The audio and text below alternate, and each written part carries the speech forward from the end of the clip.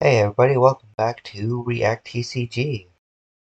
Once again, we're tearing open a pack of death battle videos, and we're starting off with Tigerzord versus Gundam Epyon.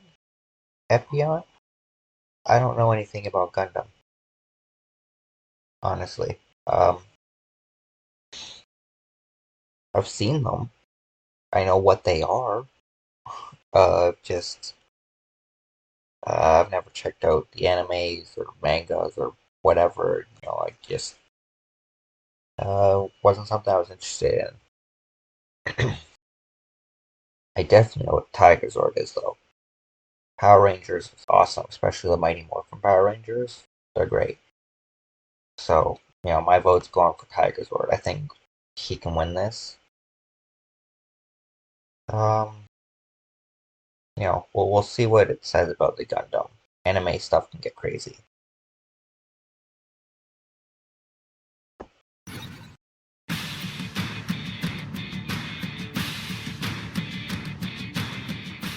Evil. It has many faces, and sometimes even a good-natured soul may become its unknowing pawn. Oh, did you say something? I couldn't hear you over giant fighting robots!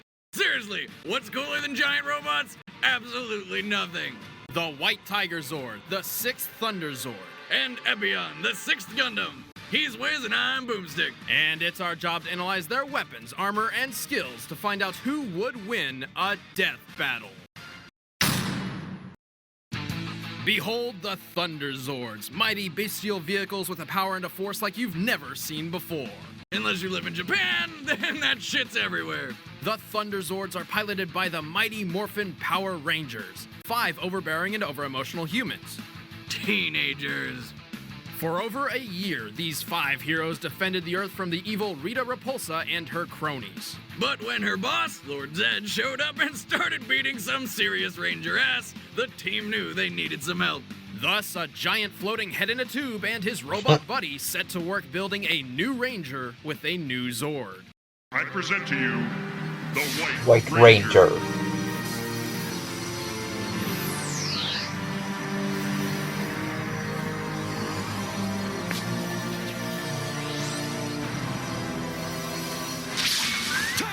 Sure.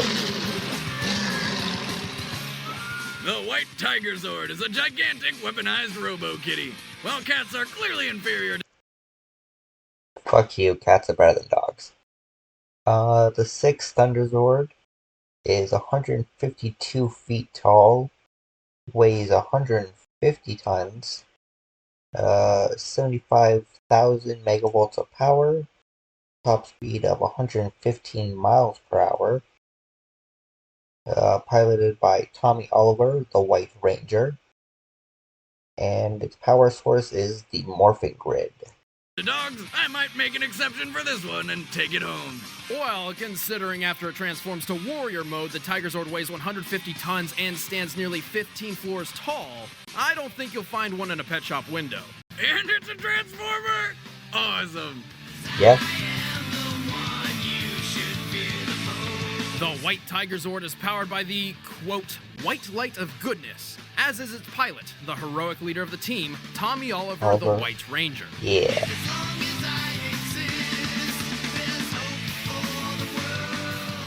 He wasn't always in charge, great. though. His original powers came from the screeching migraine... We'll see, though.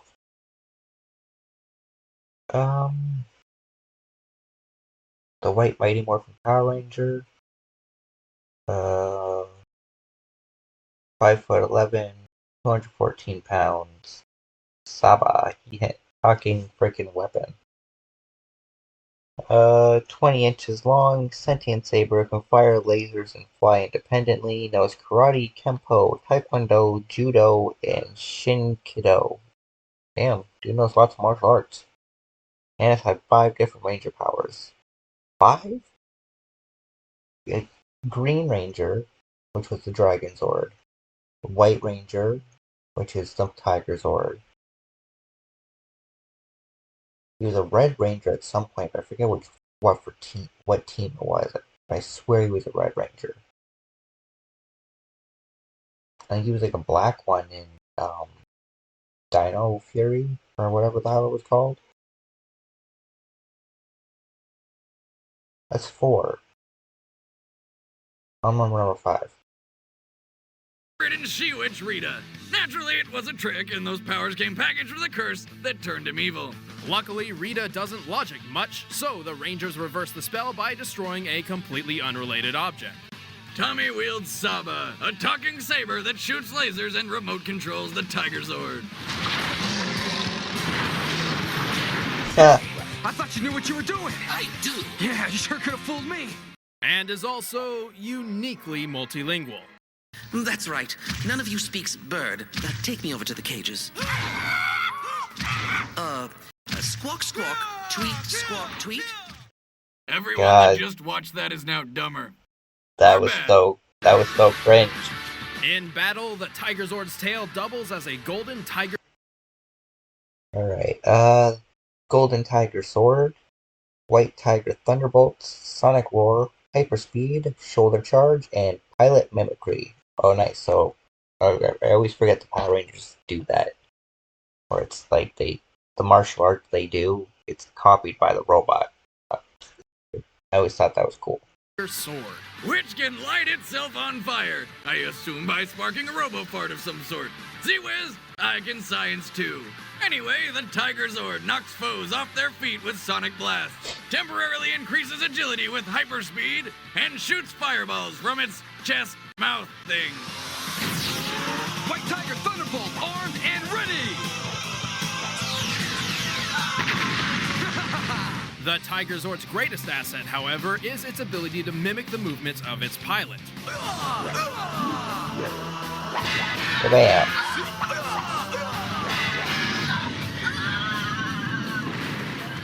So it's important to determine how superhuman the White Ranger is. But he doesn't have many measurable feats.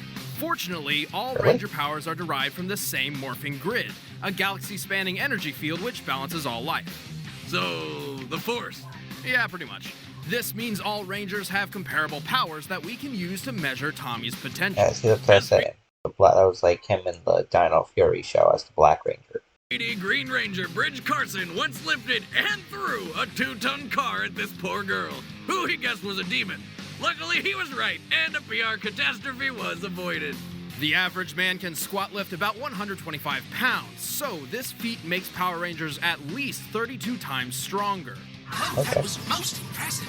And we know Rangers also receive a speed boost, so it's reasonable to believe that a Morph Ranger's Just reaction fucking speed is pose it in on the him. ballpark of 32 times faster than the average person. Thus, the White Ranger can actually react to attacks in about 6 milliseconds. To compare, in the same given time, a bullet fired from a gun would have only traveled about 9 feet. Damn. As the Tigerzord mimics the White Ranger in real time, it must be capable of the same speeds. I bet he could totally do that knife finger stabby game. Actually, Wiz, put your hand on the table. No, No. not after last time.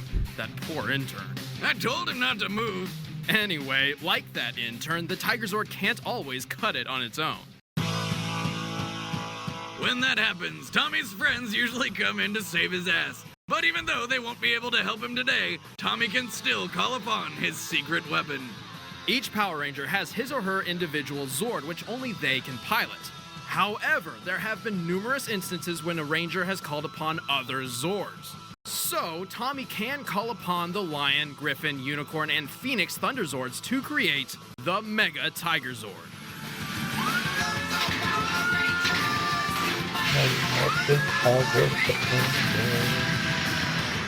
The Mega Tigerzord is a That part is probably definitely going to get cut out.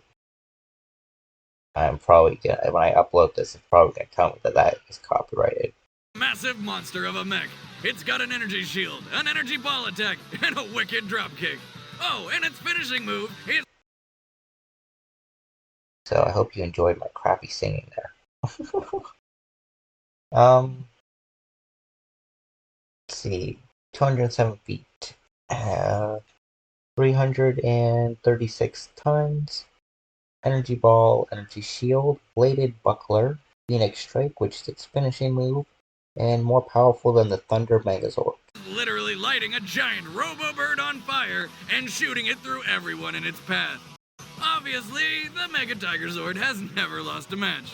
The Mega Tigerzord is so powerful, it's even had that finisher move reflected back at it. Beat Nimrod when the Megazord failed. Defeated Cannon Top single-handedly. Stronger than the Thunder Megazord. Survived a deflected Phoenix Strike. Can lift over 1,500 tons. Tommy beat Pursehead one-on-one. Tommy defeated 4 monsters at once. And Tommy defeated Goldar in several duels. It survived, and all it did was fall over and look surprised. But it's not all firebirds and rainbows. Enough damage can overload the Tigerzord's connection to the Morphin Grid. Defeated by the Dragon Zord in one shot. No backup power supply. He's not very agile. Destroyed by Rito Revolto. And Tommy's stubborn honor can sometimes lead to him making mistakes. And annihilated. But don't get me wrong, this is one ass-kicking, mighty morphin, fire-birding, flame-sorting power kitty. Meow. Sub, are you ready, pal? White Ranger, I'm ready when you are. All right, Tigerzord, power up!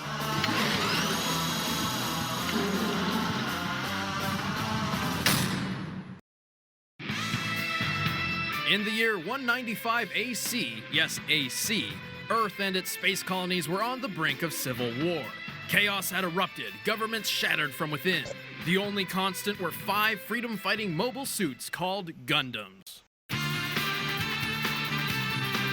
Piloted by a bunch of kids who have no idea how to have fun. Seriously, get laid or something. Intrigued, the disgraced Commander Treize Kushranada set about creating his own Gundam. For sex? No, for Zex. This is getting really confusing. Try and keep up. Treize hoped this new non-sexual fighting machine would finally answer the meaning of life and death. And birth! No! I have a guide here that will show you how to live from now on.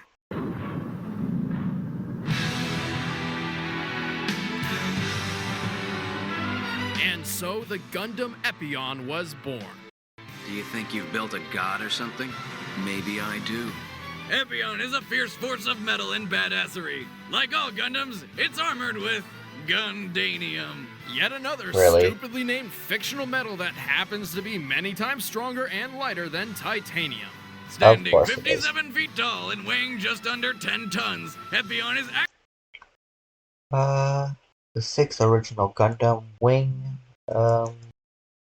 OS-13 MS Gundam Epyon, 57 feet tall, 9.4 tons, max propulsion 194,337 pounds.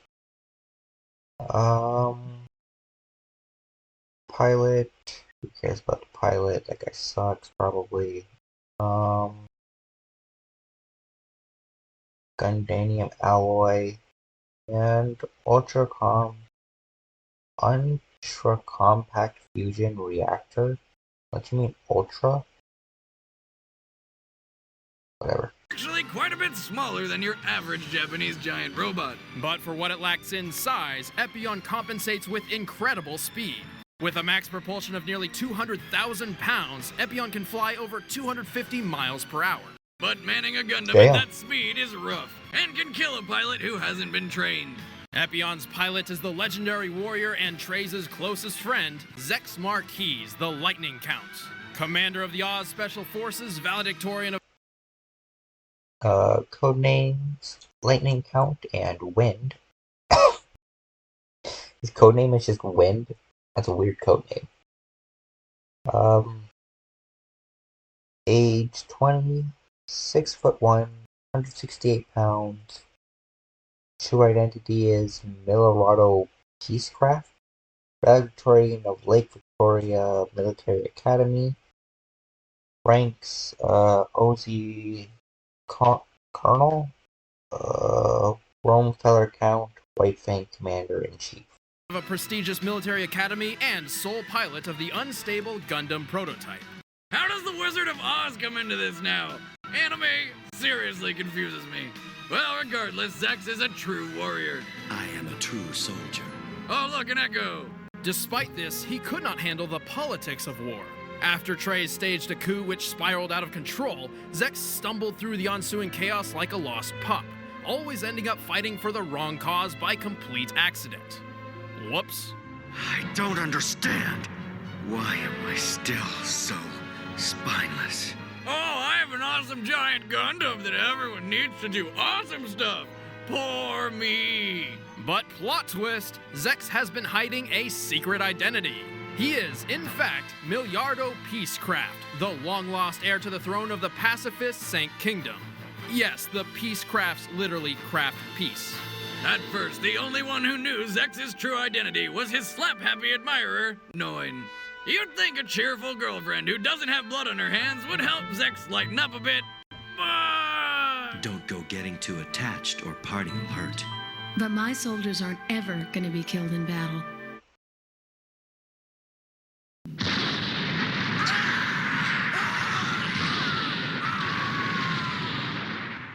Damn, he won't be hitting that for a while. Despite being a backstabbing, coup-staging terrorist, Treize Kushinaga apparently has some high sense of honor, and this is reflected in Epyon's arsenal. Aside from 2 tiny Vulcan guns, Epyon was designed as a dueling suit and lacks effective long-range weaponry. But that's okay, cause check out this sword!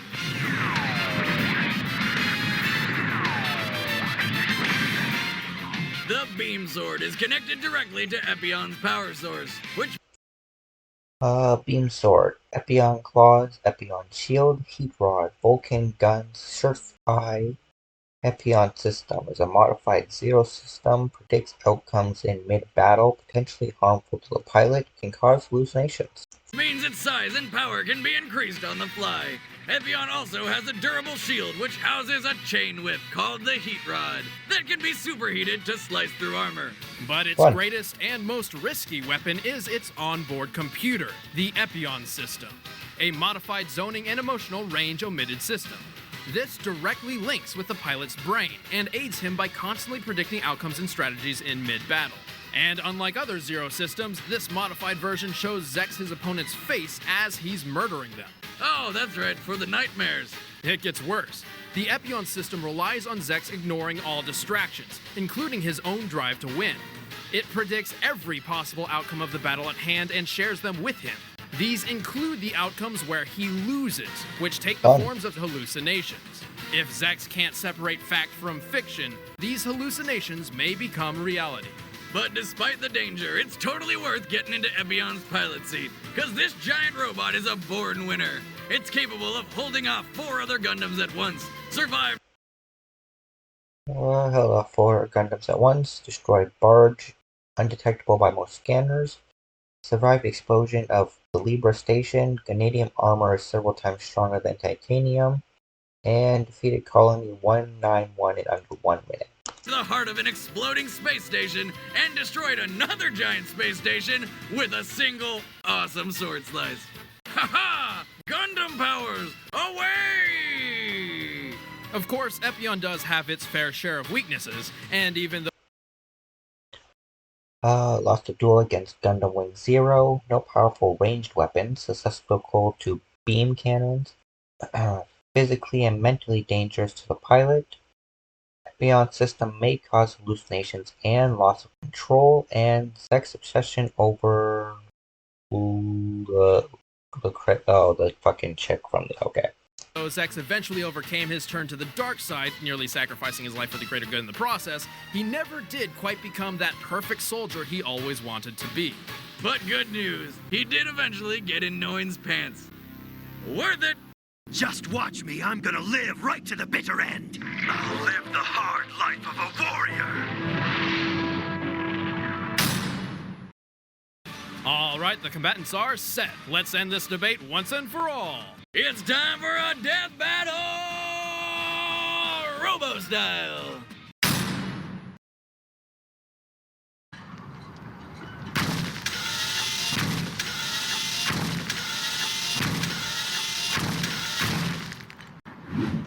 All right, Saba.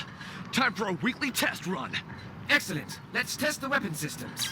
Just make sure the safety systems are on. Safety systems activated. That will probably dissipate, right?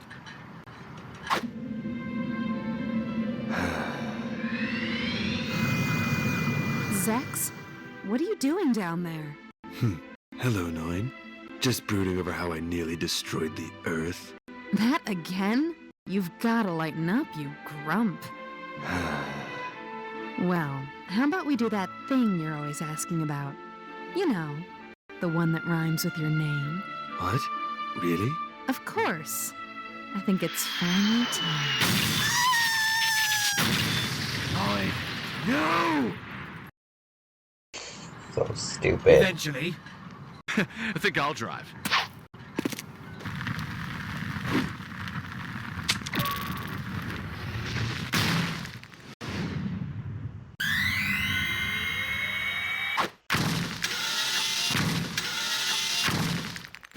Warning! Bogey approaching fast! 200 meters!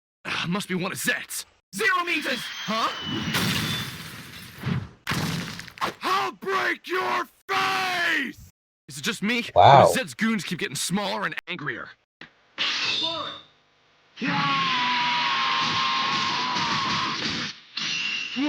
He's quick for a little guy. Stop messing around and start defending! Right, time for action. All right, Saba, I want the Tigerzord to follow my every move.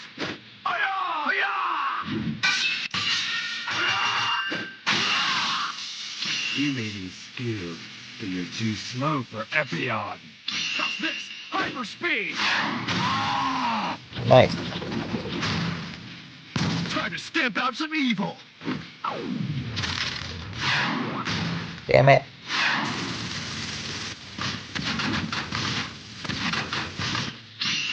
What are you playing hard to get? All right then, go along.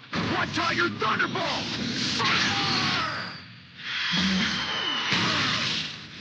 Yeah, get him, Tommy. The Epyon system indicates that you've shown your full arsenal.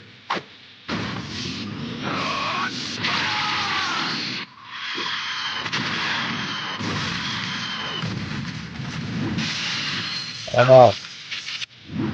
You're finished.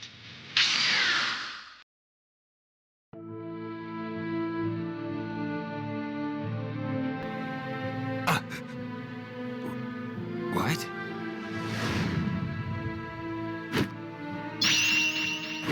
What's that?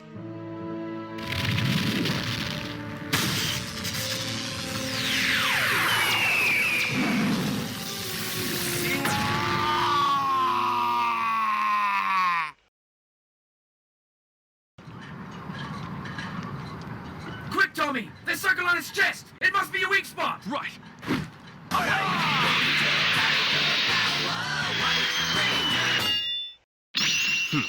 Don't get cocky. What? He didn't explode? Well, this defies all logic! I know, right? We're grounded. Tommy, call the Zords! You got it. I need Thunderzord power now.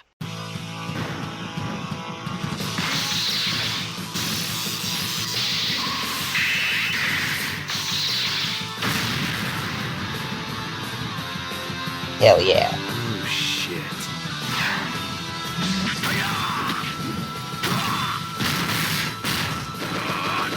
Beat his ass.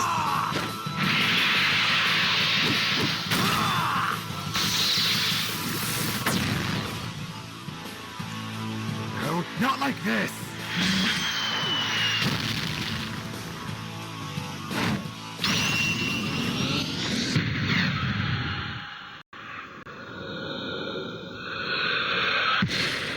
Here it comes. Routing all power to thrusters. Oh shit, he dodged it. And now to the beam saber. Or no! No! Son of a bitch!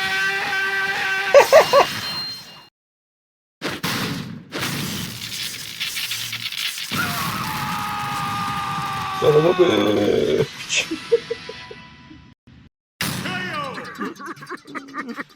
Ow! My childhood. This was I agree. My childhood, man. What the fuck? a surprisingly close call. At first glance, the Tigerzord towers over Epyon and is fast enough to keep up with it. Yet Epyon destroyed Barge, a 26,000-foot-long space fortress with one sword swing. Just one. There's no doubt that a few swings like that were enough to overload Tigerzord's connection to the morphing grid. I mean, this goofy-looking skeleton dude did it, so I imagine a giant laser sword wielded by a devil robot could do it too. Also, Fair. Zex is a far more experienced and properly trained warrior, unlike Tommy, who was drafted in the middle of high school. But the Tigerzord wasn't helpless. Its megaform even duped the Epyon system for a moment. But unfortunately for our favorite White Ranger, Epyon is an ever-evolving dueling machine. Stupid future-predicting robot. I know, Really right? fucking sweet sword. God damn it. The winner is the Gundam Epyon. Bad pun. Freaking boomstick, but yeah, come on. It's a pretty cool sword. Stupid future predicting robot. Fucking jerk. Alright, what do we got next? Oh. The Tillsonburg Multi-Service Center.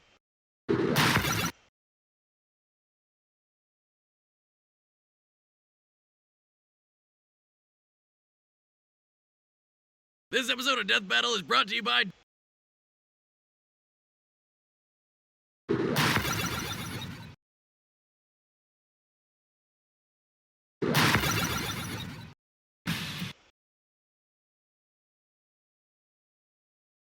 Alright.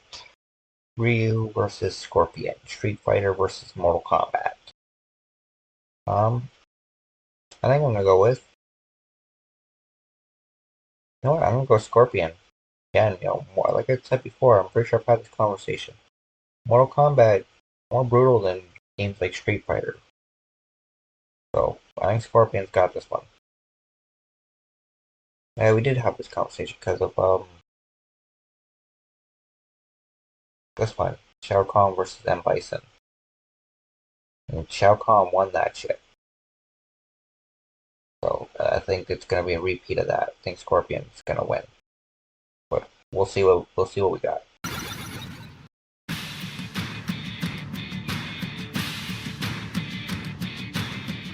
Two marquee warriors, arcade rivals since the 90s, now facing off for true superiority. Ryu, the Wandering World Warrior. And Scorpion, the ninja from hell. He's Wiz and I'm Boomstick. And it's our job to analyze their weapons, armor, and skills to find out who would win a death battle. Endlessly walking the earth and improving his fighting skill is the life of Ryu, the Japanese martial artist without a home. But there's more to this karate hobo than meets the eye. After being dumped on a doorstep by his douchebag parents, he was adopted by... 5'9", 150 pounds. Birthday is July 21st, 1964. Let's see. I don't remember when this battle takes place. Hold on. Come on. There we go. 11 years ago. Alright. So right now, he would be fucking like 81. God damn. 11, he'd be this fight, if he was actually his age, he'd be like in his 70s. That's crazy.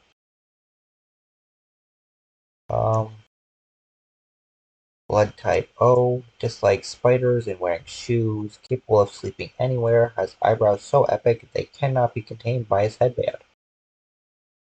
Okay. By the mysterious Goken. From that moment on, Ryu dedicated his life to martial arts. Probably on some sort of parental vengeance quest. He trained alongside his best friend and rival, Ken Masters. Goken taught them the Ansatsuken, or Assassin's Fist, fighting style. But the name is actually a bit misleading.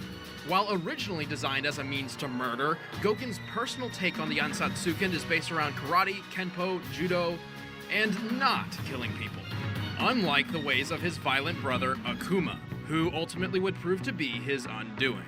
Oh yeah, he can finger paint. Well...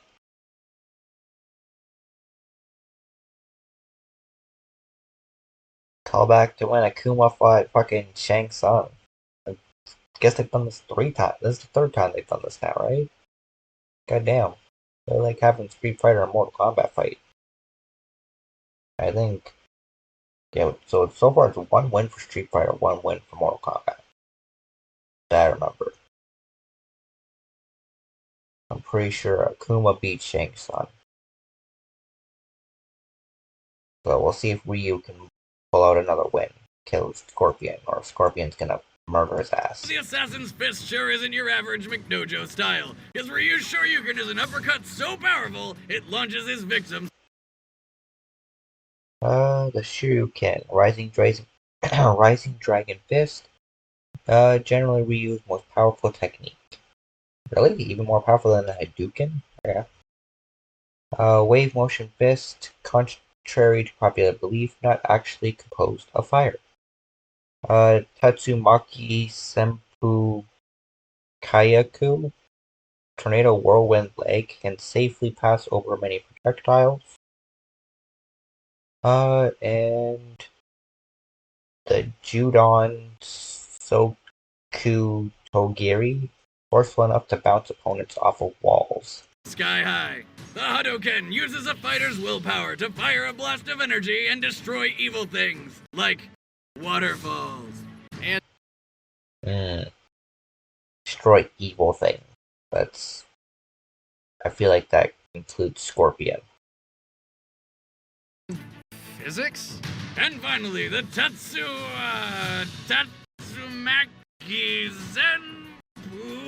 Senpu Gyaku. I had it! Anyway, the thing that I totally know how to pronounce gives the finger to gravity and lets him briefly fly around like some sort of human helicopter kicking machine. He also has a powerful Chun-Li can do it, why can't he? step kick he calls the Judan Sokutageri. Hey, we don't have the translation for that one. I'm on it. And diarrhea joke foot? What does it do? Kick people in the stomach so hard that he takes them to Brown Town? With the correct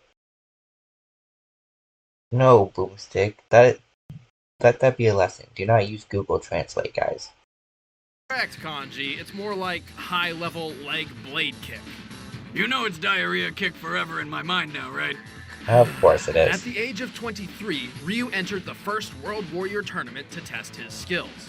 He swept through 9 powerful combatants before taking on the champion, Sagat. After a hard-fought battle, Sagat was set to take the win. Until he made the mistake of being a good sport. After beating the shit out of Ryu, Sagat offered him a helping hand up. Instead of taking it, Ryu gave him a surprise punch so hard, it ripped his chest open and nearly killed the guy. Dick move, Ryu. Dick move. Yeah. This was Ryu's first taste of the dark power buried within him, the Satsui no Hado. Literally, the surge of murderous intent. Still not as good a name as the diarrhea joke foot. The Satsui no Hado gives Ryu incredible power, but at the Form of ki based around man's evil nature, greatly increases his speed, power, and ferocity. Grants access to the most fatal technique, which is the Raging Demon. Has an addictive quality, making it hard to turn away from. Causes hair to turn red and eyes to glow white. I thought your eyes went red too.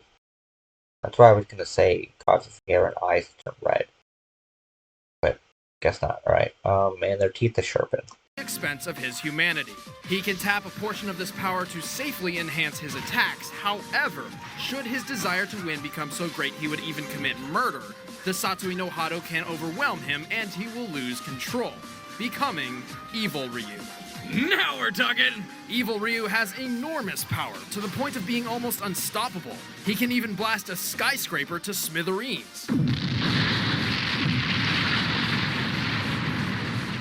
He can teleport short distances, even passing through attacks along the way. More impressively, despite Goken never teaching him this, Evil Ryu can use the Ansatsuken's forbidden technique, the Shun Goku Satsu, more commonly known as the Raging Demon. Fuck you, Ken. With this, Evil Ryu turns his foes' own sins against them and eradicates their soul. It was this exact attack which Akuma, a master of the Dark Hado, used to murder Ryu's master. Since then, Akuma has been haunting Ryu, tempting him to succumb and fully commit to the dark Satsui no Hado as well. Basically, this is karate Star Wars. Oh, you call everything Star Wars. Well, some even speculate that Akuma is Ryu's father. Mother of God! It is karate Star Wars! But Goken's teachings instilled a powerful belief in Ryu. If he can resist and shun this dark temptation, he can attain an even greater power. By detaching himself from all emotion, he enters an alternate state of consciousness. Like a Jedi. This boosts his speed, power, and can do all sorts of crazy shit to his abilities. This is the power of nothingness. Stupid name. The power of nothingness is more focused than the Dark Hado. Foil to the Satsu no Hado. Symbol state of being found in Buddhism.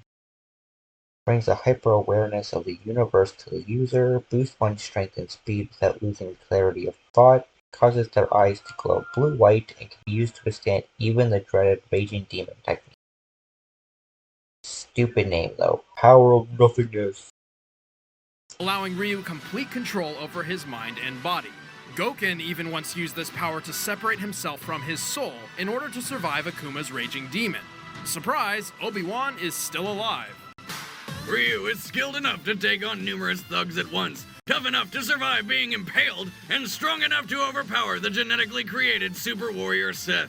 Oh, and he's fast enough to dodge point-blank gunfire. Yet as evil Ryu, his aura is so strong he can just walk through bullets. That said, being the Street Fighter poster boy doesn't mean he's the top world warrior. He's lost a number of matches fair and square against the likes of M. Bison, Oro, and even his best friend Ken. However, many of these losses may stem from his struggle to contain the power of the Dark Satsui no Hado, which is obviously quite difficult to do in the middle of battle.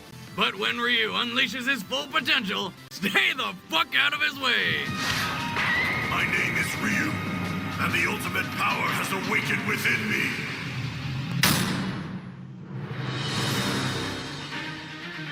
From Earthrealm to Outworld, there were few who didn't fear the ruthless clan known as the Lin Kuei. Except the Shirai Ryu, a clan with some serious balls! Not only did they defect from the Lin Kuei, they mocked them on a daily basis by wearing obvious palette swaps of their clothes. They also like to pull classic pranks like annoying phone calls, TPing Lin Kuei homes, and constantly slaughtering their loved ones. Got 'em. From the Shirai Ryu came Classic prank. Hanzo Hazashi, the hellish ninja of vengeance. But before he became the stuff of nightmares, he was once an ordinary young child, whose father just happened to be a deadly assassin. In hopes of sparing him from a violent life of regret and murder, Hanzo's father forbade. Real name Hanzo Hayashi. 6'2", 210 pounds. Physically 32.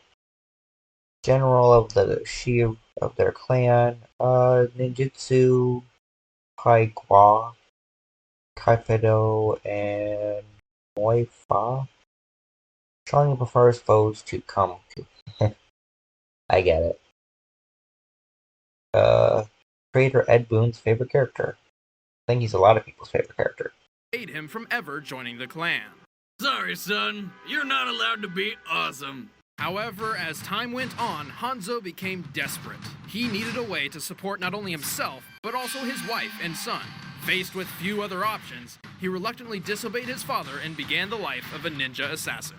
As a ninja, Hanzo is exceptionally skilled in ninjutsu, paigwa, hapkido, and numerous secret Chinese martial arts. But it's his weapon of choice that earned him the nickname Scorpion. Get over here!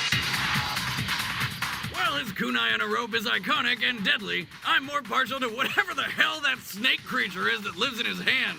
Well, in whatever form, it impales the opponent and pulls him in close, usually for a sweet upper. Kunai Spear, closest real-life equivalent, was called the Rope Dart. Also previously depicted as a mace or a serpent creature. Has also been used by Reptile, Smoke, and Noob Sabat. Hellfire Punch, Fire Breath, Leg Takedown, Flaming Backflip Kick, and the Scorpion Sting. Cut to the jaw. This is similar to an ancient assassination weapon used in the Tang Dynasty called the rope dart. It's extremely difficult to master, making Scorpion's finesse all the more impressive. He's also proficient with several weapons like long swords, twin katanas, and axes. Scorpion's weaponry and combat prowess were put to the ultimate test by the legendary Lin Kuei warrior, Bi-Han, aka Sub-Zero. And things didn't go so well for our yellow-clad ninja. Next thing he knew, Scorpion was waking up in the Netherrealm. More commonly known as Hell. Bet you wish you listened to Dad now. Then maybe you could have ended up in a happier place with your murdered wife and kid. Oh yeah, they're dead too. Enraged at Sub-Zero for apparently killing all whom he'd sworn to protect, Scorpion scored a second chance by striking a deal with the sorcerer Quan Chi. In exchange for his loyalty, Scorpion was resurrected as a phantom of the Netherrealm. And being reborn as a demon of vengeance has its perks. Scorpion can now teleport, summon fire at will, and create portals. Teleportation, commonly used to surprise attack enemies from behind. Netherrealm portals, which allow quick access to the underworld and back at any time. Control over Hellfire, which can be used to make explosive fireballs, summon flames around his opponents, surround himself in harmful flames, or even breathe out fire. Cannot die from physical attacks. But Ryu's got attacks that attack the soul, right? In and out of the Netherrealm he was spawned from, literally dragging others to hell. Whilst there, his plus ones can enjoy such tourist locations as Lava Pit and witness the corpse burning celebration called the Festival of Torture. Fun times! The Netherrealm is the source of Scorpion's demonic power, and his strength rises simply by his being there. Scorpion is so vicious he can perform no fewer than 13 different fatalities. He can rip a person's head from their body, spine Rip removes victim's head with his bare hands, presumably learned this from Sub-Zero. Toasty. Scorpion's fire breath incinerates the target in seconds. Hand from Hell. A flaming skeletal hand pulls the enemy down to hell. Spear Slice. Cuts his victims in half and beheads them. And Animalities. Becomes a scorpion and tears them in half. Or becomes an adorable penguin. Included. That's not something you just do. That's art right there. Rip off his mask to show his true face. Ah! What the fuck is that thing? And score a kill by transforming into a, well, giant scorpion, of course. Or a penguin. Wait, what? Yeah. And although Scorpion was far from the most powerful combatant in the Mortal Kombat tournament, he has defeated lethal warriors across multiple worlds. He's conquered sorcerers, demons, cyborgs, and eventually avenged his death by incinerating Bi-Han in the Netherrealm. But it turns out that Sub-Zero guy was kind of innocent. The man actually responsible for the death of his family was Quan Chi. You know, that guy he swore himself to and has been working for this whole time? Man, Scorpion's kind of like the Charlie Brown of Mortal Kombat. As penance for his mistake, Scorpion dedicated his life after death to protecting the late Sub-Zero's younger brother, Sub-Zero. Though he still found time for shooting threes, hitting homers, and hosting his own cooking show. This week on Cooking with Scorpion, learn about chopping. Yeah, I'm not gonna trust anything that guy makes. Come on, none of that was canon, right? Is it? Is he actually a great cook? I mean, good for him, I guess. Does he even eat anymore? Aside from his weakness for the culinary arts, Scorpion's win-loss record is not as intimidating as you might think. But consider the outrageous scope of his competition. Any way you look at it, it's tough to be much more of a badass than a fire-breathing skeleton ninja from hell. I am Scorpion. Vengeance will be mine. Alright, the combatants are set. Let's end this debate once and for all. But first, want to win the original script for this episode, signed by Wiz and myself? Use the widget link below to choose the fighter you think will prevail, and you'll automatically be entered to win. And now it's time for a death battle! God damn it. I shout you guys out once and keep popping up to interrupt my video.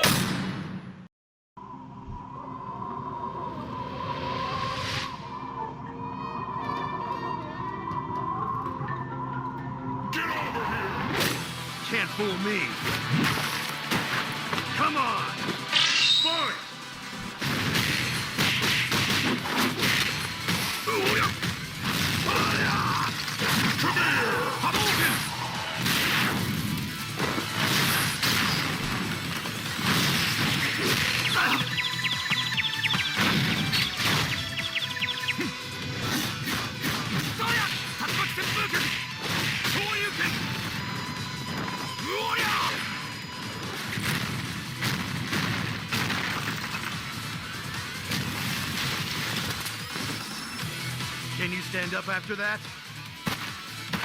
I'll finish this. You will join me in hell.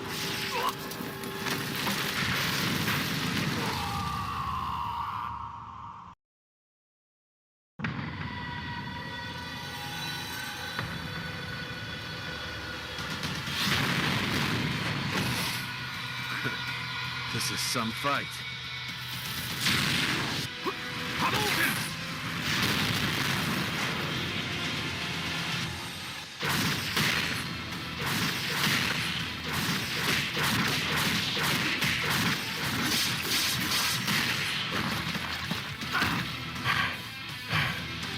Neither of us have reached our full potential. As if that matters.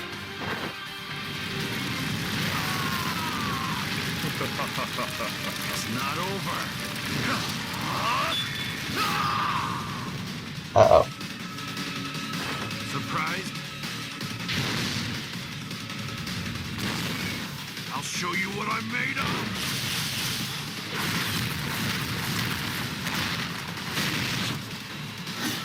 Don't expect mercy.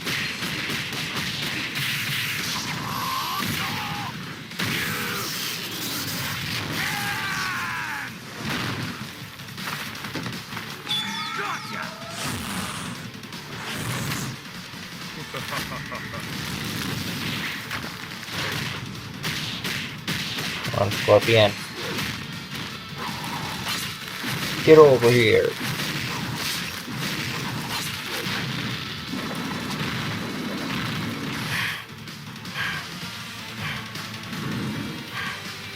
Concentrate.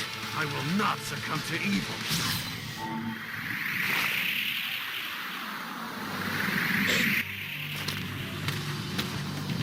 I walk the path of the true world. This is the power of mankind! I don't know.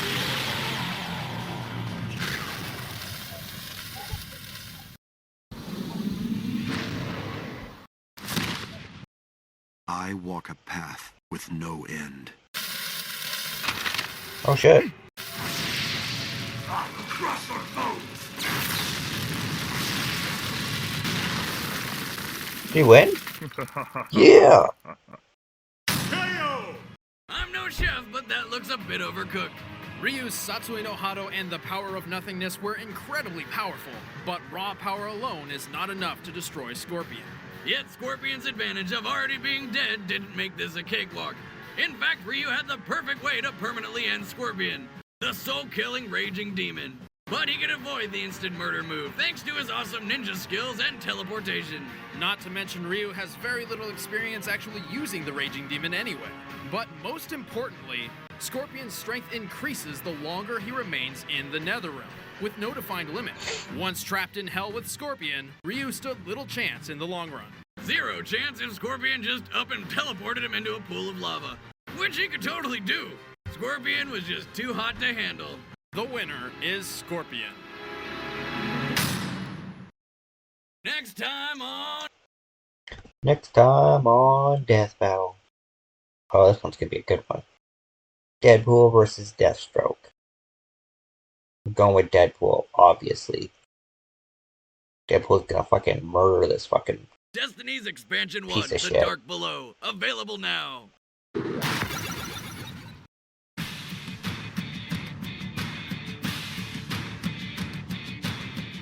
They say imitation is the highest form of flattery, but sometimes it's nothing but a slap in the face. Such is the case when it comes to these two masked mercenaries. Deadpool, the merc with a mouth. And Deathstroke, the Terminator. He's whizzing on Boomstick. And it's our job to analyze their weapons, armor, and skills to find out who would win a death battle. You see him on t-shirts, internet memes, and everywhere you look at nerd conventions. Yep. But the story behind this popular anti-hero isn't as lighthearted as his joking nature would lead you to believe. Wade Winston Wilson was a globe-trotting mercenary looking for his chance. Real name, Wade Winston Wilson, because Stanley loves that alliteration. 6'2", 210 pounds. Place of birth is Canada. Hell yeah. aliases Merc with a Mouth, the Regenerating Degenerate, and Ninja Spider-Man. Lives with a blind elderly woman. Yep. And is an even more cliched cosplay subject than the Joker. That's fair. To become the world's next greatest superhero. Then he was diagnosed with cancer, which hit him like a flaming semi-truck falling on his face. That's oddly specific. Facing the inevitability of death, Wade gave up. He abandoned his heroic dreams, stopped his chemo treatments, and dumped his girlfriend to free her from the burden of a man doomed to die. Doomed until he was offered a cure by Department K, the Special Weapons Development Division of a strange alien world called Canada. Fuck you, Boomstick. And by cure, I mean he actually was handed over to the Weapon X program, the same guys who gave Wolverine's bones the old chrome dip. They injected Wade with Wolvie's healing factor. Which I don't even know if that's possible. Do they have like a spare jar of essence of Wolverine or something? With the ability to heal from anything, his body became a surgical playground for Dr. Kilbrew and his assistant Ajax. Just like Operation, only constantly hitting for Dr. Kilbrew and his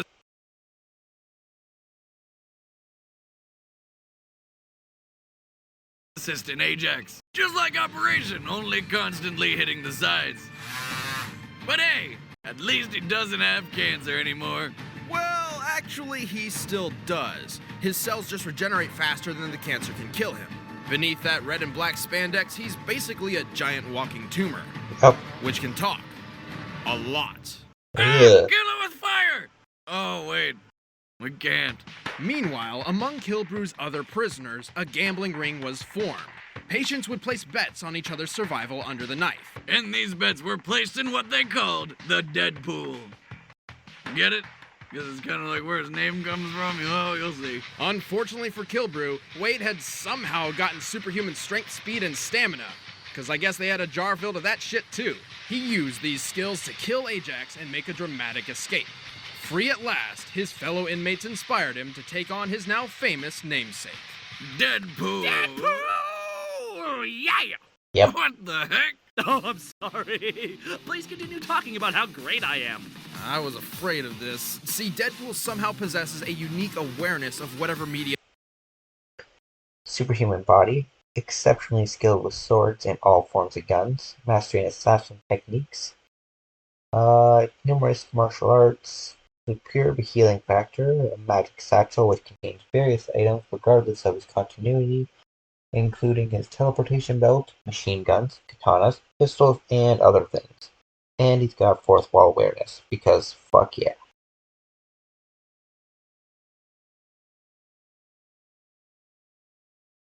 He's in, whether it be comic books, games, TV shows, or an awesome internet show. What now? Basically, he's a pro at shattering the fourth wall. Raging sex Hey, machine. Boomstick, tell your ex-wife I said hello. You've got 5 seconds to get the hell out of here before I blow your head off. Unfortunately, all that would do is just piss him off. Bad idea, as Deadpool is a master martial artist, seasoned assassin, and a raging sex I'd still do it. machine. What? Yeah, I noticed you left out a few things in the script, so I made some changes. You know, just the important stuff. Like my penis. Well, if by raging sex machine he means getting down with a bloated alien, a shape-shifting teenage prostitute, and death herself, he must have some pretty low standards. That's right, this guy literally tried to stick his dick in death. Maybe that's why he likes my ex-wife. But besides... Okay, in his defense, can you see, like, look at this. Not her. Hold on. ...prostitute and death herself. Look at this. I mean, you know, I feel like he's kind of onto something here. Dick in death. Maybe that's why he likes my ex-wife. But besides his dick, Deadpool has an arsenal of weaponry he can pull out of absolutely nowhere. This is an animation technique commonly called the magic satchel, though its existence as an actual thing is preposterous. Oh yeah? Watch this. I hate you. Oh, I hate you too. Me too. Some of Deadpool's favorite toys include... my trusty rusty twin katanas, some grenades, my two favorite machine guns, butter and I can't believe it's not butter, a teleportation belt, an infinity stone that alters continuity. Oh, I can't choose. I love them all. Okay, that's it. I'm gonna kill him. La la la la la la la. Combined, Deadpool's weapons and abilities have helped him accomplish some amazing feats in spite of his illness. His quick draw is fast enough to beat 7 Hydra agents at once. He can decimate... Navigate an obstacle course meant for Iron Man-like suit unscathed. Okay. Completely regenerated from a single hand. Pretty sure he's regenerated from like a drop of blood. Sole person to outwit Taskmaster. Can dodge point-blank machine guns. Killed the Marvel Universe twice, possibly 3 times by that. Casually battled the Red Hulk and once became a herald of Galactus. Not garbage tier in Marvel vs. Capcom 3. What about Marvel Rival? I know, none of that stuff existed back then. Just legions of armed warriors solo while talking on the phone. He's the only one to ever outwit Taskmaster, who literally has the power to predict his opponent's moves. And in one instance, he even murdered the entire Marvel Universe, including the supposedly unkillable Wolverine. He did this with a sword made of carbonadium, an alloy capable of nullifying healing factors. In other words, he cheated. He survived skyscrapers collapsing on top of him, having his heart ripped out, his head blown to bits, and even his entire body melted into a puddle. But his regeneration is also responsible for one of his greatest downfalls. This power has trained him to think he's invincible, and so he's become quite careless in battle. And that's just if his extreme ADHD hasn't already put him into a bind. Yet there are few more deadly than the regenerating degenerates. Really, Deadpool finally accomplished his dream of becoming the next great superhero. Aw, that's sweet of you guys. Want to see me naked? Wait, what? No! What the fuck? Eyes can't claw them out fast enough. And now you're scarred for life. Let's see my competition. Dick. In the history of the DC Universe, there has never existed a more lethal tactician and soldier than Slade Joseph Wilson. After illegally joining the U.S. military at the age of 16... I don't know about that, but sure. Real name is Slade Joseph Wilson. Height 6'4", 225 pounds. Also known as the Terminator. You totally stole that nickname. Known for terrorizing a certain group of teenage superheroes. Yep. Will shoot children in the knee point blank. What the fuck? Dude. What the fuck? Has to be accurately portrayed outside, or has yet to be accurately portrayed outside of comics. Okay. He fought in Korea for years, where his skill earned the attention of an experimental serum program and the lovely Captain Adeline Kane. This is sounding suspiciously like the origin story of Captain America. Slade actually gets the girl. Oh, never mind. But does he steal cars? Probably. Slade completely mastered every fighting style under Adeline's tutelage in record time. Apparently, this impressed her so much they were married with a kid on the way in mere months. Now that's my kind of woman. Oh, you're a badass? No roses, no dates. Let's fight people, get married, and plow. Feeling pretty fucking great about life, Slade volunteered for an experiment that would help him resist enemy truth serums. Everything went exactly as planned. Exactly as planned. You'd think these guys would have learned by now. Wouldn't you know it, the injection did not have the effects they were looking for. But instead of ruining his life forever, the experiment accidentally transformed Slade into the deadliest assassin in the world. A Terminator, if you will. Which begs the question, what on earth does the US military think is in truth serums? Slade rose as a new man known to the world as Deathstroke. Ha. Really? Don't forget to like, favorite, subscribe! Deathstroke is nearly superhuman. He can hit harder, run faster, react quicker, and push himself longer than an Olympic athlete. Enhanced mind, blazingly fast reaction time, 9 times the normal processing speed. Enhanced body, which is 6% superior strength, speed, and durability. Adapted healing factor, mastery in boxing, jujitsu, karate, ninjutsu, and sword fighting, extensive knowledge of battle tactics. Plus, he can use 90% of his brain, unlike the average 10%. That's a Come myth. on, if we really only used 10% of our brains, we'd be about as dumb as sheep. You're a sheep. What's important here is Deathstroke's mind can process information 9 times more efficiently than an ordinary man. He can think quicker, hear better, and see faster. God damn it, that's not a real thing. Oh, we should put him and Captain America into a staring contest. No. Ah. He also has a healing factor, which can repair any part of his body, even if his brain is blown to smithereens. Bringing him back from the dead. Unfortunately, life back home was rough for Slade. His abilities were put to the test when his son was kidnapped by a group of rival mercenaries. Despite a successful rescue, his son lost his ability to speak. So his ungrateful wife lashed out in rage, and Slade was never the same. Literally. But he's one step closer to his secret dream of becoming a pirate.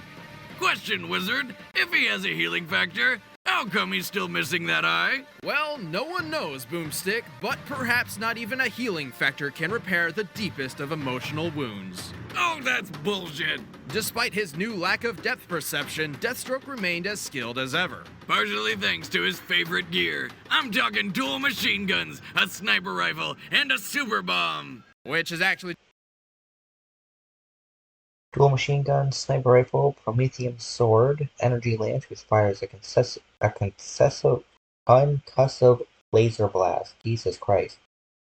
Super bomb, a very expensive flash grenade designed to keep Superman at bay, and armor, which is partially composed of nymph metal and slightly enhances his strength and speed.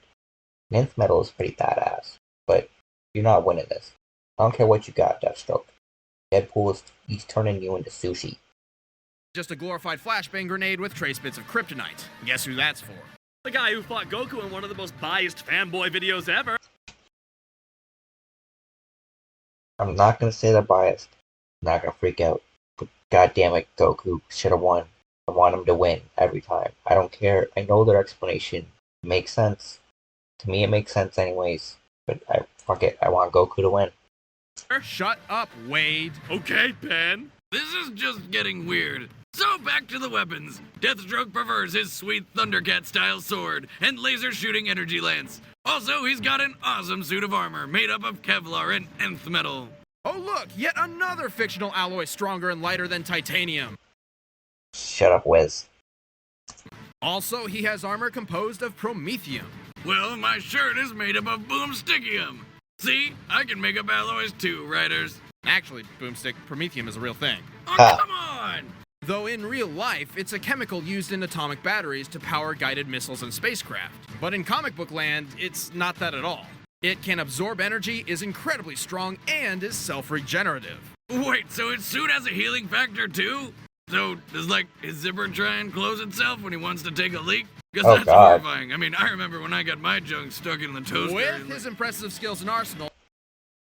Why did he get his junk stuck in the toaster? I thought he was gonna say stuck in his zipper. What the fuck, Boomstick? That's horrifying. I mean, I remember when I got my junk stuck in the toaster. With his impressive skills and arsenal, Deathstroke has defeated dozens of ninjas at once, survived an explosion. Down to 38 men in under 2 minutes. Raising. Had his brain shot out and came back to life just hours later. Beat most of the Justice League. Decisively defeated Batman in a hand-to-hand fight. Oh shit. Okay, good on him. He's still gonna lose.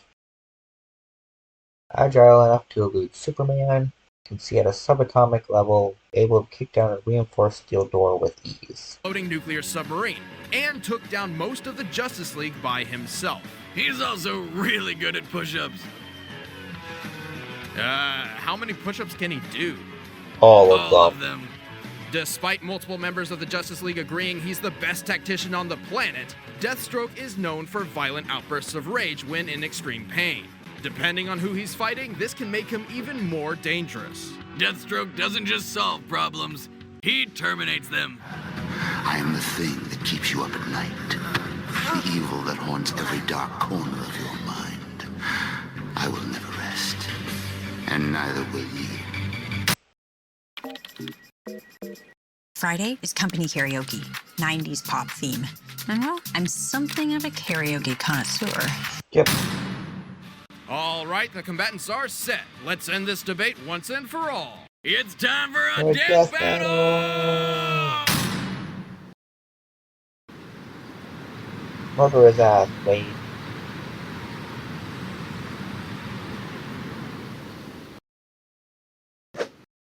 Oh shit. What a rip! Seriously, what makes this chump worth $10 more than me? Come on! I'm me! What? Am I right? Yeah, I am. I'm pretty sure. Ha! It's your lucky day. I can show you. Oh boy, a show? Can I get popcorn first? I hope they have salt and pepper shakers. I love it to be tasty. Bye.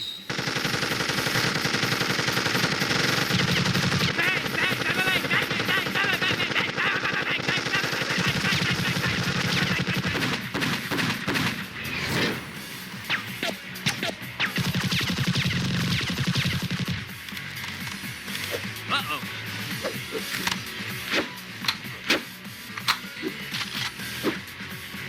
Where'd he go? Bam! Oh. Bam! Oh, you can! Bam! Check that air!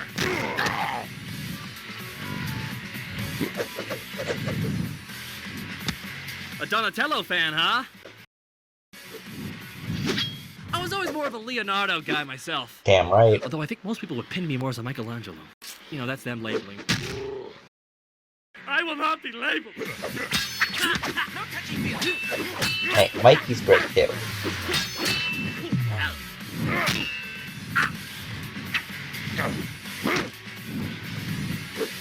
Bam!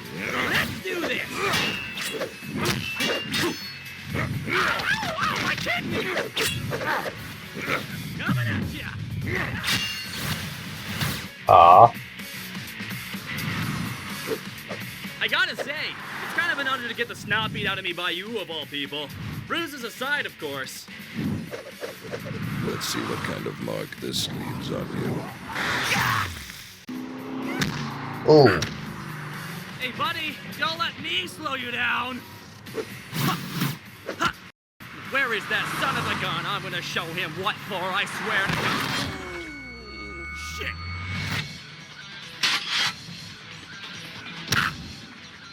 Look at me! Look at me! Do not slow down!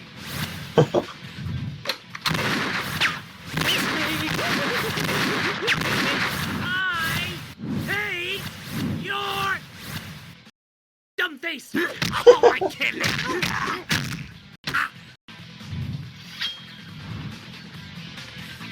Oh, is it sword fight time? Good thing I carry spares. Where did you get those? Guess it's cutting time!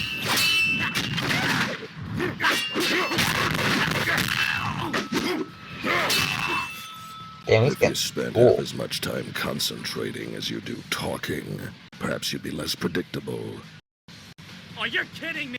Predictable? Oh, hell no. I'm predictable?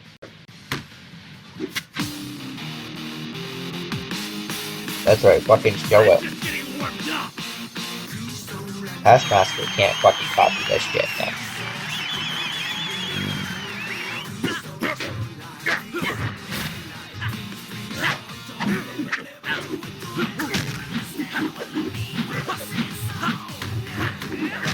Yeah, beat his ass. I don't mind it.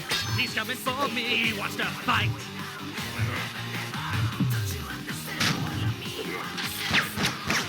Jeez, throw it very much.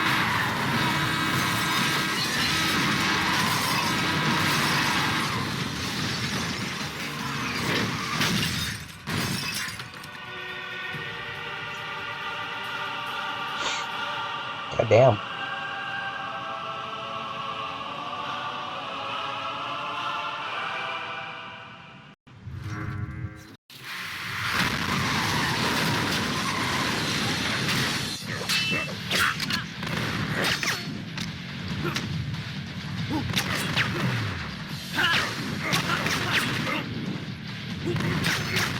Yeah, Deadpool.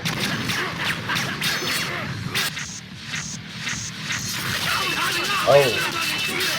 It's clean! My leg! Oh, it's cramping!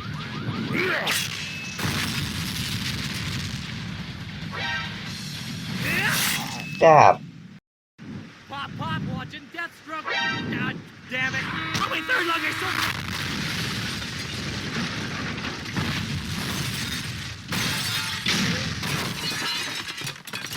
Well, that escalated quickly. You might want to lay low for a couple days, because you are pretty much responsible for a mass murder.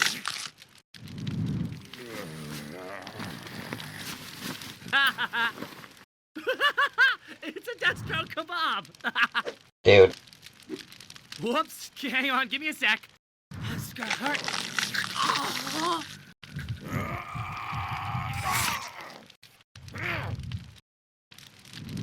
Really don't think that's how Deadpool's powers work, but, you know, for the jokes.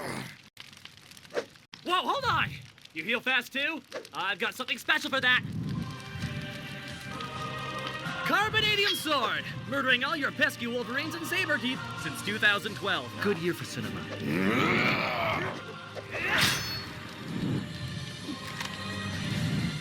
All the children in the audience, cover your eyes. Oh!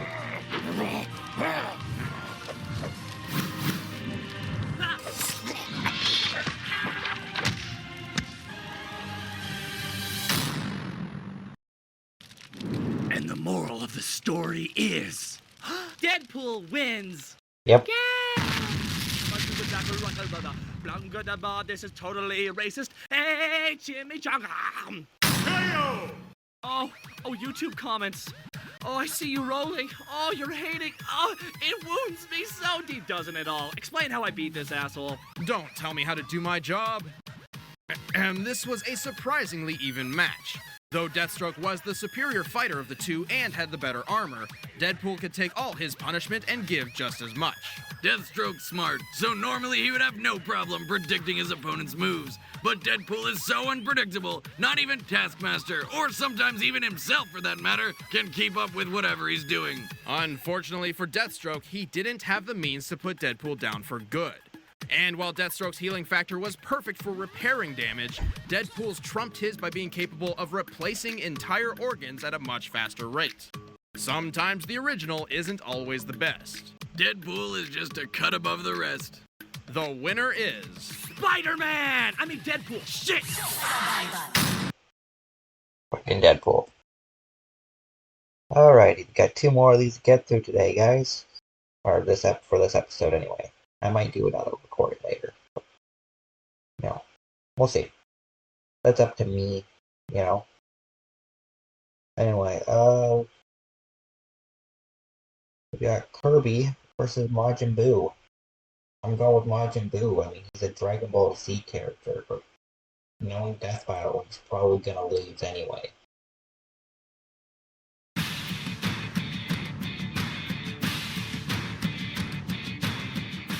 Imagine right now, what does the apocalyptic destroyer of worlds look like?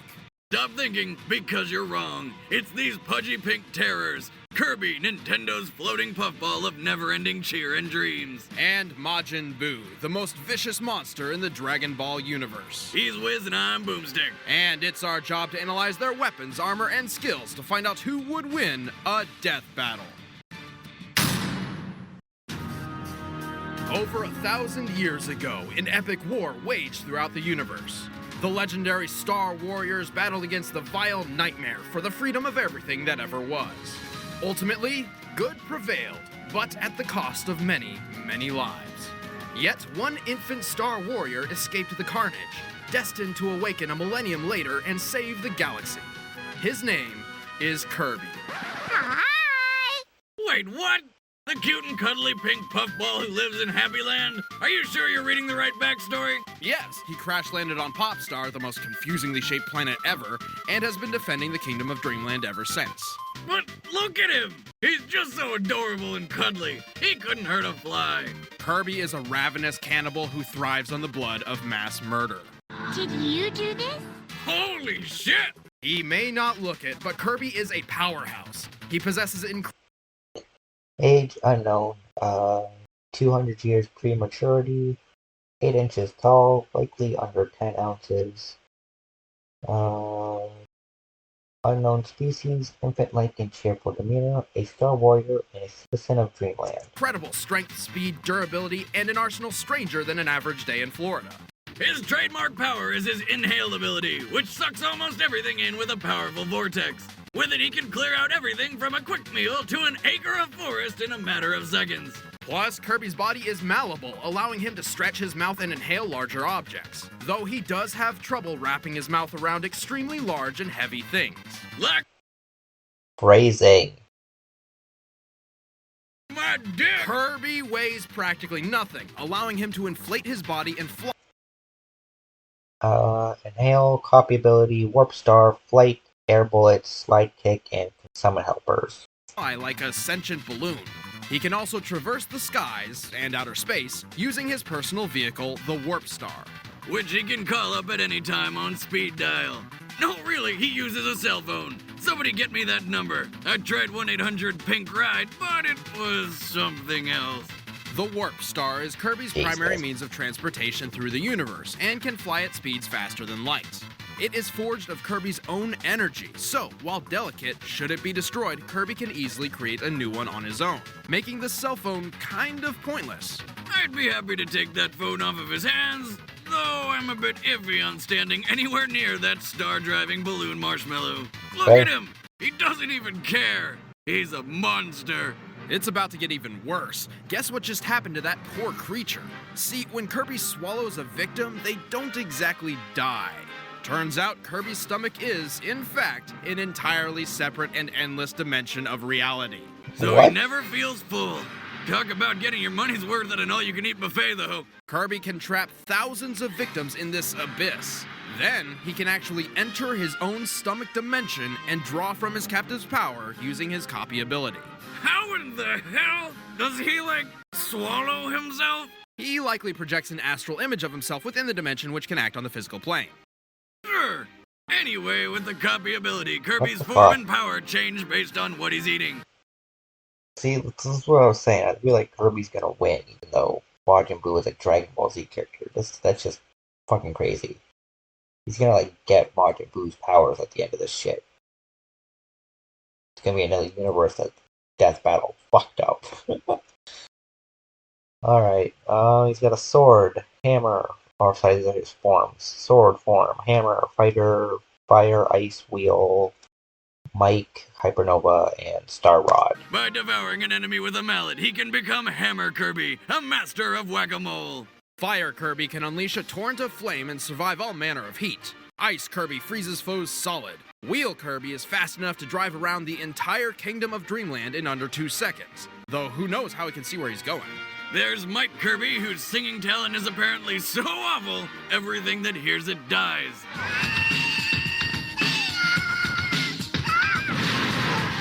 Damn. Like Wiz at karaoke night with the ladies. Yeah, hey! Stone Kirby is nearly indestructible, and Sword Kirby is a master with a blade. He can even fire sword beams, which can cut through anything without mercy. Damn! But that's not all. He can pour a ton of energy into the blade and make it grow into the powerful Ultra Sword. Oh, good.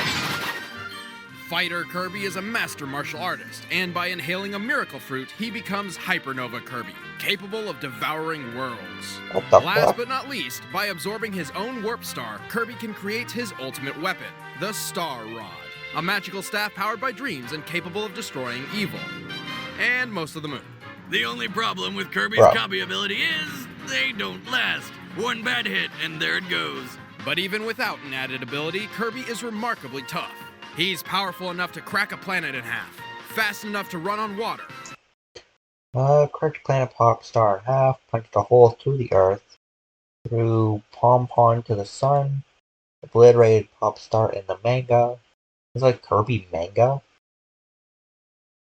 Destroyed Nova, who is planet-sized, defeated Nightmare and Dark Matter, redirected a meteor using simple cannonballs. Yeah, I'm pretty sure Majin Buu's gonna lose this, guys.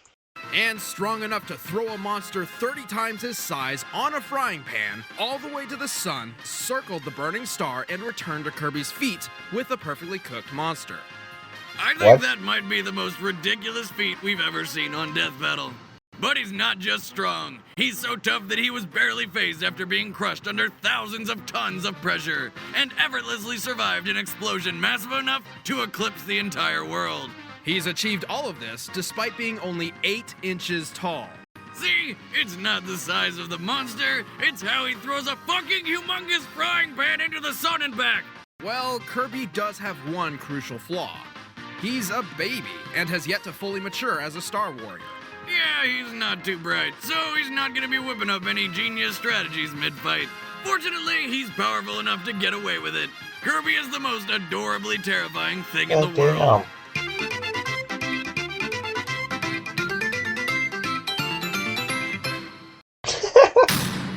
Fucking adorable. True terror is something unpredictable, unstoppable, and dreadfully deceiving. A perfect description for the pink monstrosity known as Majin Buu.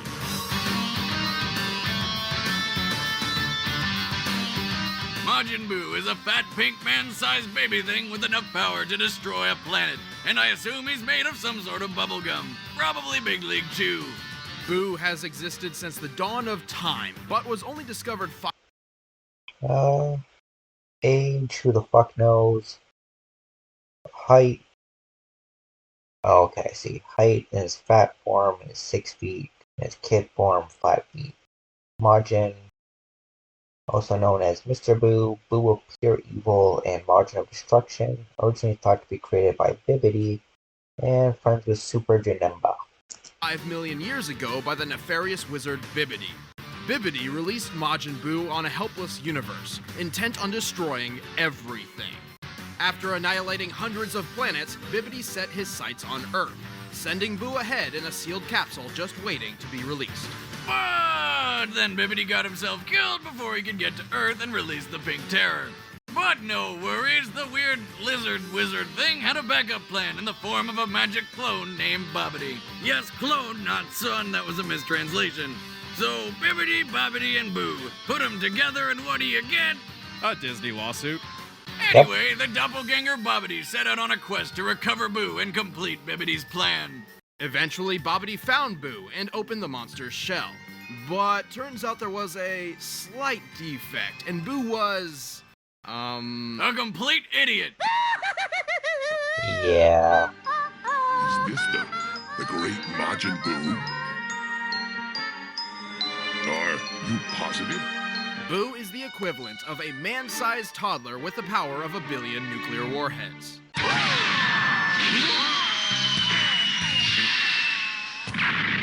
Bro. Talk about your terrible twos. Buu has a ridiculous arsenal for killing worlds. He can fly, shoot lasers, destroy cities by breathing too hard, and can fire up...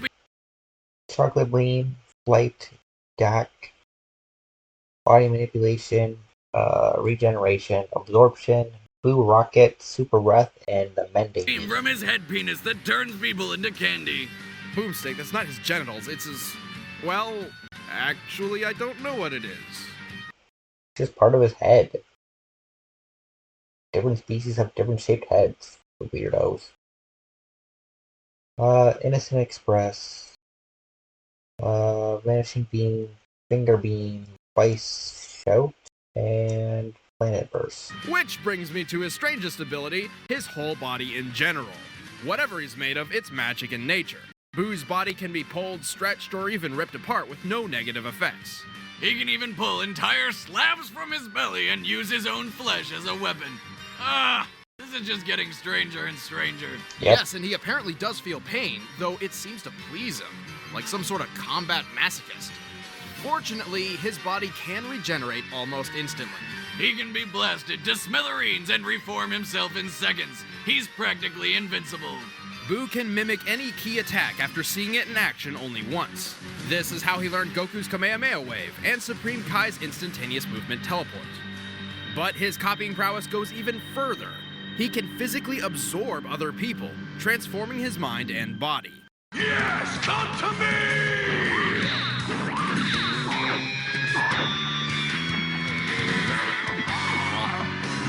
That's the most disturbing thing I have ever seen. Yes. Each version of Buu has a different personality based on whom he's absorbed. Fat Buu is cheerful and childlike due to absorbing the carefree Grand Supreme Kai. But then there's his original and most dangerous form, Kid Buu. He's so tiny! He's like a little kid in MC Hammer Pants. This can't seriously be his deadliest form. Kid Buu is pure rage incarnate. He can get so angry, he's capable of tearing holes in the fabric of reality just by screaming. Or if he's fed up with whatever planet he's on, he'll just blow it to bits with his planet burst attack. In a universe chock full of planet busters, Majin Buu is one of the strongest. He has destroyed entire galaxies by systematically obliterating each planet one by one over time. He's defeated most of Dragon Ball Z's most powerful characters, including unprecedented amount of combat experience, one-shotted Deborah, ripped apart space and time, eradicated the human race in seconds, destroyed hundreds of planets, defeated Gotenks, Vegeta, and Gohan, and survived a battle with Vegito. Vegeta, Gotenks, and Gohan. He one-shot the King of the Demon Realm and easily bested the Supreme Kais, who are like the gods of other gods. So needless to say, Buu is pretty friggin' strong. But he's also extremely cocky, caring little about strategy or personal safety. And while his regenerative ability seems to make him indestructible, Buu is one of the only Dragon Ball characters whose body has been visibly affected by ordinary bullets. And while being able to destroy planets, his body's not tough enough to tank the explosion, forcing him to regenerate from a mess of pink particles. Despite having the mind of a child and a body of Play-Doh, Majin Buu might just be the deadliest villain in Dragon Ball history.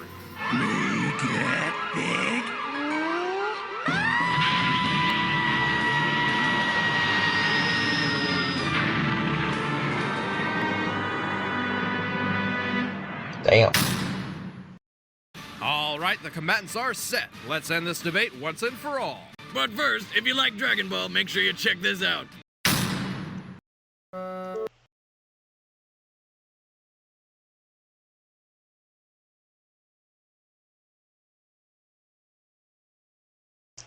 Screw Attack for 10% off, only at Funimation.com. But right now, it's time for a death battle!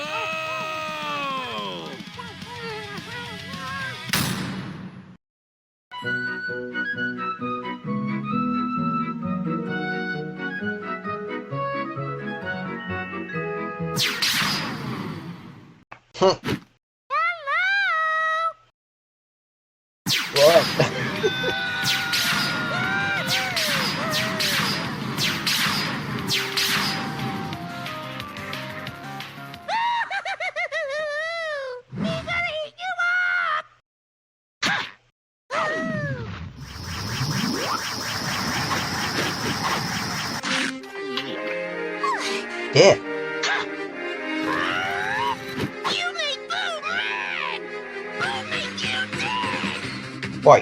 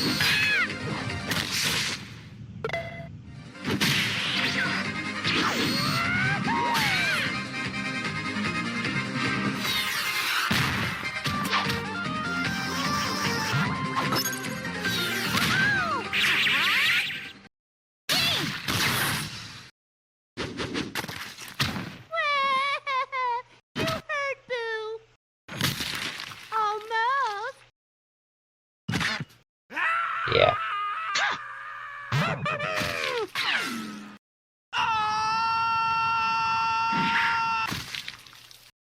Now he's got a sword.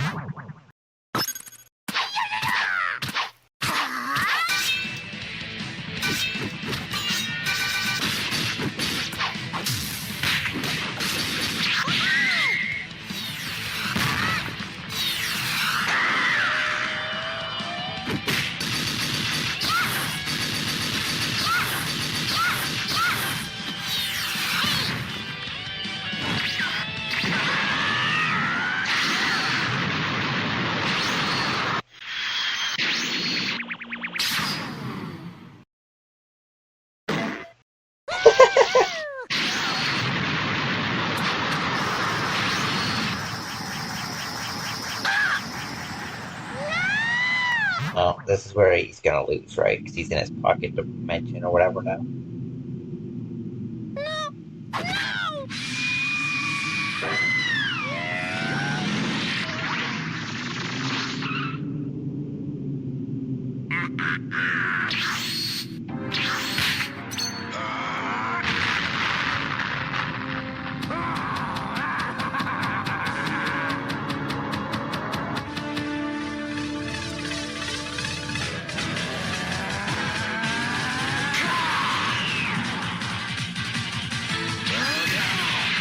Oh shit.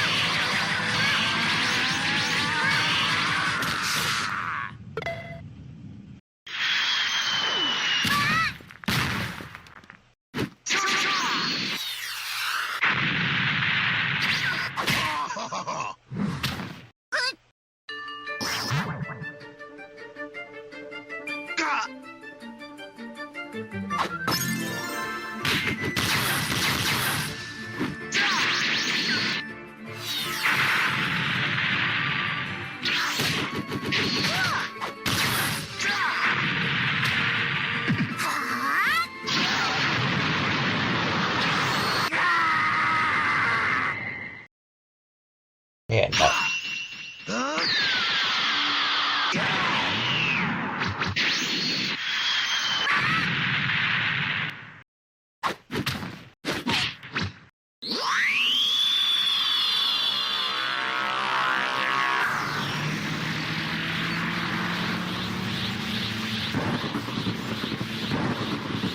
Maybe Majin Buu can't win this one.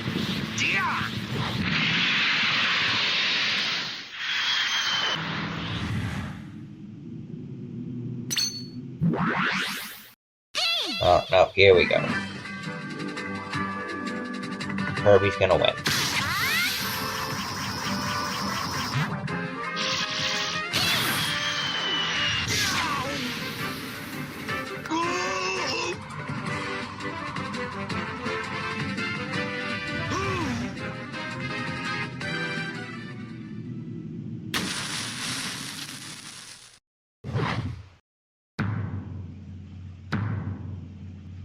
God damn, what the fuck? No way! Did that seriously just happen? Yep, oddly enough, Kirby's strength, speed, and durability matched and surpassed Buu's. Yes, Buu has That's more fucked up. destructive capability, but Kirby's inhale and copy ability let him absorb and rebound anything that could have killed him. And Kirby's no slouch when it comes to power. He tanked a planet-sized explosion without a scratch, when the same kind of blast turns Buu into mush. And remember the frying pan thing? Popstar is approximately the same size as the planet Shiverstar, which is actually a post-apocalyptic Earth. Yep. This means Popstar's gravity and escape velocity must be similar to that of Earth's. Throwing the giant acid monster Popon up to the sun means Kirby threw at least 3.5 tons over 25,000 miles per hour. And that's not even counting the giant frying pan or the return trip. And Kirby's Warp Star moves faster than light, a speed Buu has never had to combat before. But Boomstick, Buu could have teleported away from the Planet Burst Ball, right? Well, his instantaneous movement has limits in extreme situations, such as when he didn't use it when a similar giant ball of murder was killing him at the end of Dragon Ball Z. Buu just couldn't stomach this fight. The winner is Kirby.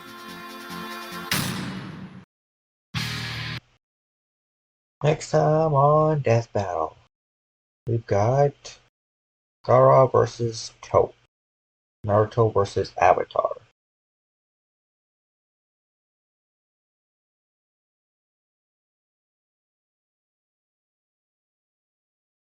I'm gonna go with Toph.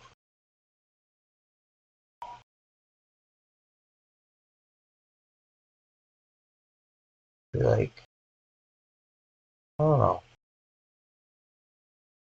She's blind, but She can like sense the earth or whatever, right? Isn't he? He's not made of sand. Isn't he covered in sand, Gaara? Okay.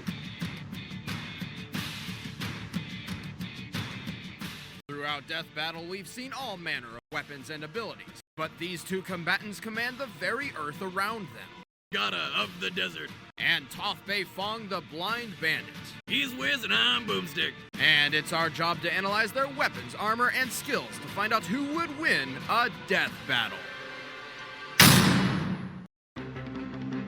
Gaara of the Desert is a short, skinny, pale stick of a kid, but he's also one of the deadliest shinobi in the world. He looks like a member of Green Day. Gaara is the son of the 4th Kazekage, leader of the village hidden in the sand.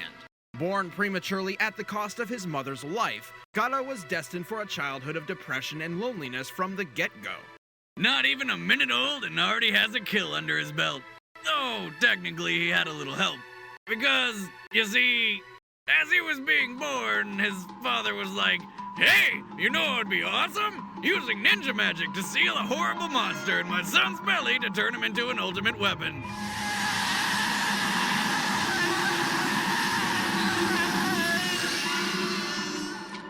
The process was successful, and Gaara became a Jinchuriki, human beings who have powerful tailed beasts trapped within them. Gaara's beast was Shukaku, a giant tanuki with power over sand. Oh, I want a tanuki as a pet. They're so fluffy and adorable, you just want to hug. Holy shit, what is that? Shukaku loathed humanity, and at first, Gaara had difficulty controlling the monster's rage, accidentally hurting others. 19, Gaara of the Sand Waterfall. January 19th, AB Blood Kite, son of the 4th Kazekage. Host of Shukaku, but technically he's not anymore, right? Didn't he get removed from Gaara? Brothers of Tamari and Kankuro and 5th Kazekage. As such, he was shunned by his own people, forced to live a secluded life. Well, yeah, I mean, he's got a goddamn tummy monster. It's not like Pepto-Bismol solving that. Convinced his only option was to fight and care for only himself, Gaara became a ruthless killing machine. But it's not all bad. Having a digestive desert demon gives him control over all things. Sand Gourd, Joy Rope, Dart, Gold Dust, Jutsu, and Sealing Tag. Sand. He can wield it as a weapon using his mind to trap and crush his foes. Oh, and he can also use it to frickin' fly. How the hell does that work? He can mentally adjust the density of his sand, whether it needs to be lighter than air or stronger than steel. He can even use it to stop bombs powerful enough to wipe out an entire village. He can control any sand in his vicinity using his chakra, a spiritual energy shinobi access for superhuman abilities, such as walking up a tree.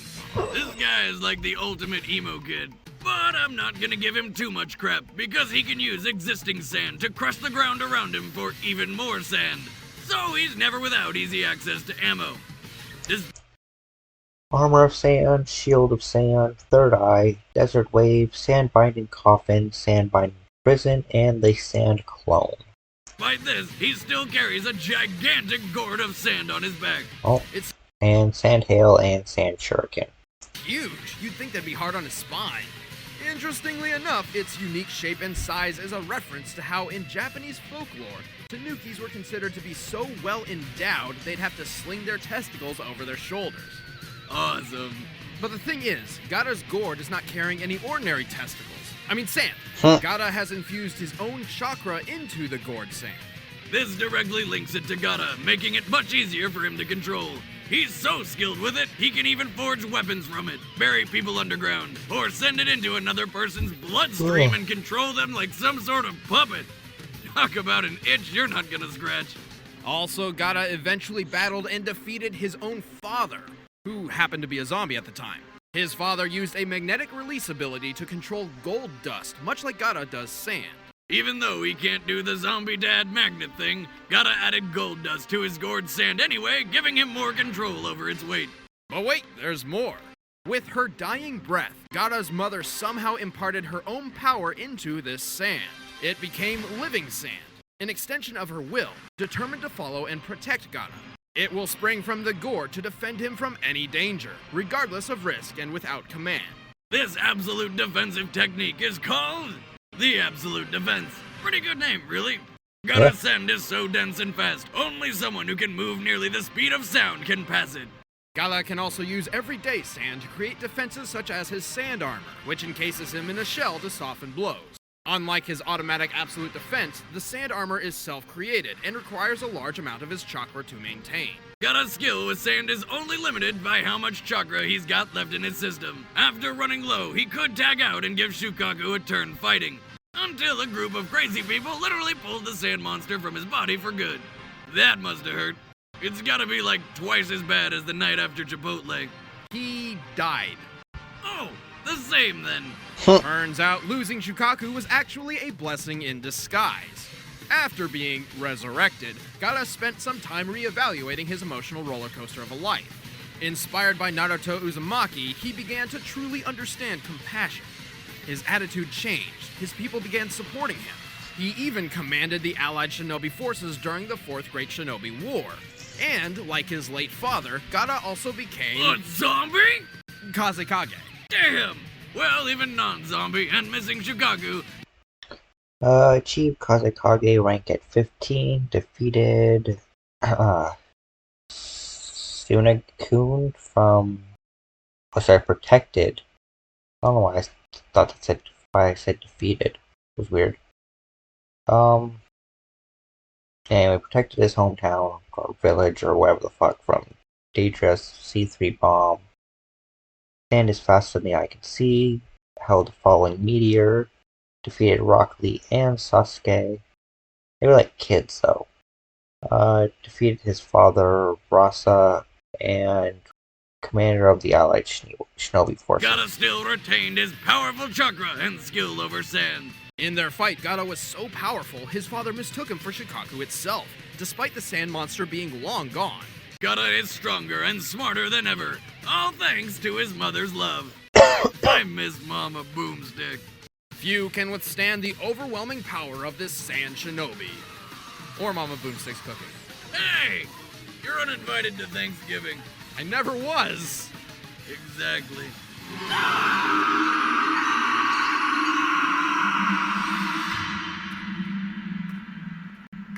Well, that was terrifying.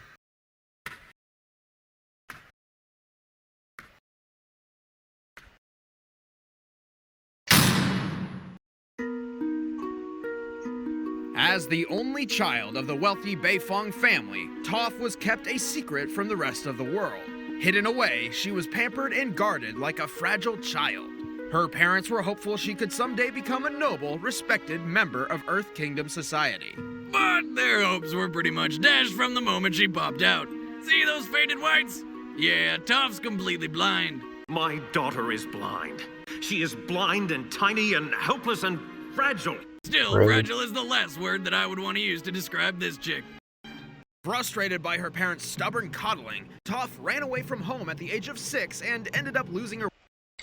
12 in Avatar, 88 in Korra. They'll be using the Avatar age, obviously. Full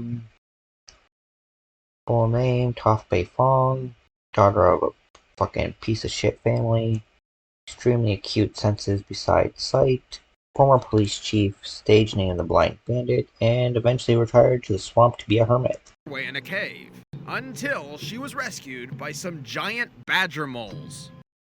Yes, they are badgers, and they are moles. Sound for this Imagine one's one all of over those the things place. burrowing into your home. What kind of pest control do you even call for that? Oh wait, I know. Fire. Like Toph, badger moles are blind, so they took a liking to her. Well, how the hell would they know? And as the original artists of the craft, the badger moles began her training in the art of earthbending. These giant varmints taught Toph how to manipulate rock and stone. Earthbending, seismic sense and earth compression, metal bending, sand bending, and mud bending. Using movement similar to the Chugar praying mantis martial art, Toph can telekinetically throw, grow, shrink, and alter Earth in any conceivable way, making for some pretty down-to-earth attacks and defenses. The badger moles also taught Toph how to see. Wait, These ridiculous creatures are also masters of LASIK surgery? No. Toph does not use her eyes to see. Of course, her other senses are extremely accurate, and as a master earthbender, Toph can sense the location of Earth anywhere. Even more impressive, though, the Badgermoles navigate their tunnels using an earthbending technique known as the seismic sense, and Toph quickly picked up on this talent. It's kind of like sonar, detecting the exact location and movement of a person or object through their interaction with the ground. I feel the vibrations in the earth, and I can see where everything is. You, that tree, even those ants. She feels every movement, every footstep, every heartbeat, so precisely she can even tell if a person's lying. A woman who can always tell when I'm lying? No, thank you. Toph is so good at this that even her closest friends sometimes forget she's blind. Ow! Sorry. But don't worry, Dick. they're reminded. In only 6 years, Toph had completely mastered earthbending. She even won the Earth Rumble 4 tournament multiple times under her stage name, the Blind Bandit. But Toph didn't stop her training with just earthbending. At first, softer earth proved difficult for her seismic sense. I feel the vibrations in the ground with my feet, but the sand is so loose and shifty, it makes everything look fuzzy. But she has since demonstrated her mastery in both sand bending and mud bending. Reigning champ of Earth Rumble.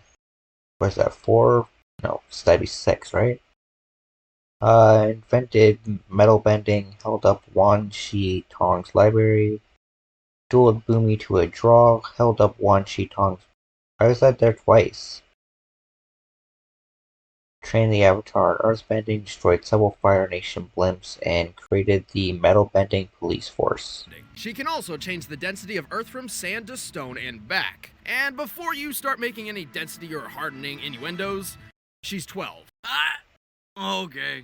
But her greatest achievement is the discovery of an all-new bending art, one thought to be impossible: metal bending.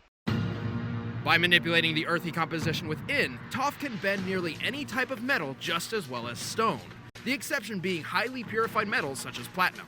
Toph quickly mastered metal bending and went on to teach it to others. She eventually even founded and led a metal bending police force.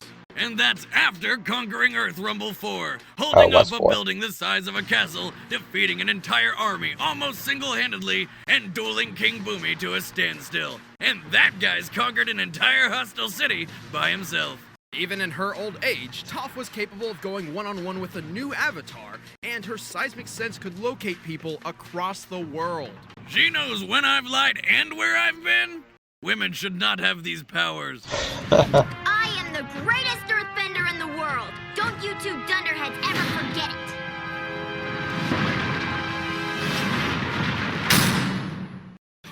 All right, the combatants are set. Let's end this debate once and for all. It's time for a death battle! Oh, god damn it. Done these fucking fake ass games.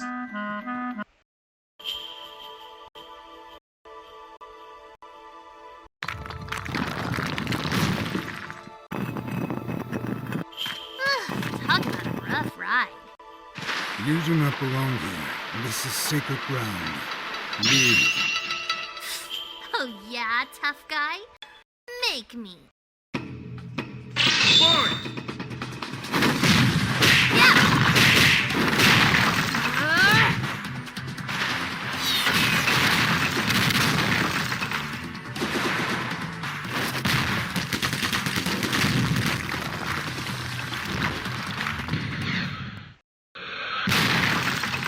Interesting. She commands stone as fluently as I control sand. By the way, I can tell you're using your sand to smash up the ground underneath us for more ammo. Pretty smart for a sand. Too bad I'm gonna kick your butt before you can use any of it.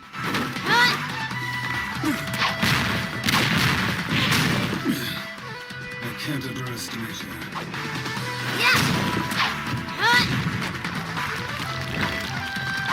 I need time.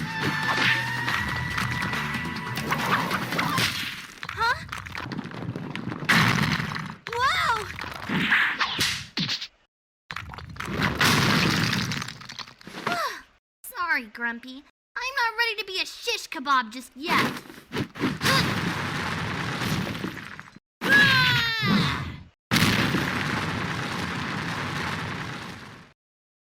Come on! Are you really that scared of a little blind girl?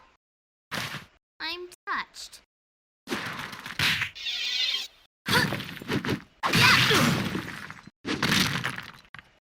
Your eyes. Those are not the eyes of loneliness, like mine. They are blank. Impressive insight, Gloomsville.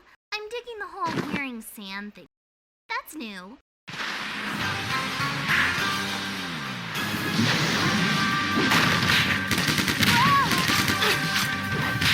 Hey, no fair! You need your arms to control the earth. I will remove them.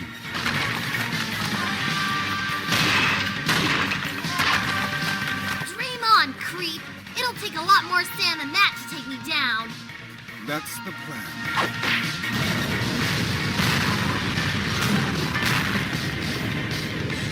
Oh,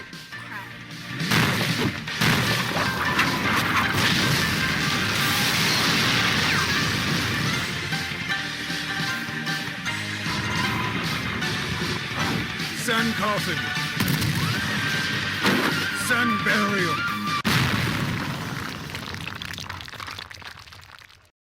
It is done.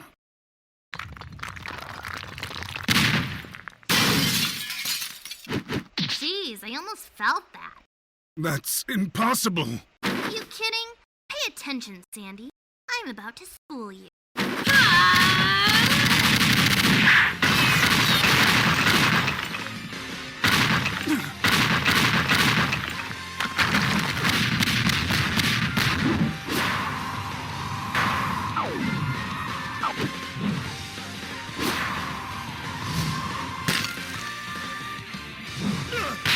Gotcha.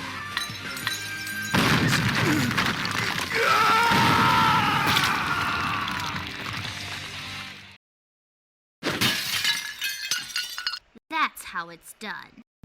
KO! Goddamn son of a shit weasel! Why did another anime character have to lose? Yeah, Fair. but here's why. Gaara's sand is monstrous, and its speed and power could easily obliterate most foes. But with Toph, it's another story. Really? She's friggin' blind, for God's sakes, and he can fly! Oh ho ho! In the official behind-the-scenes extras of the Avatar Book 2 DVD, we found this. Toph can feel the earth, even if it isn't connected to the ground. Toph is tough, but her real strength lies in her precision and technique. With her earthbending and seismic sense, she could see Gaara's attacks coming the instant they began, regardless of if he was in the air.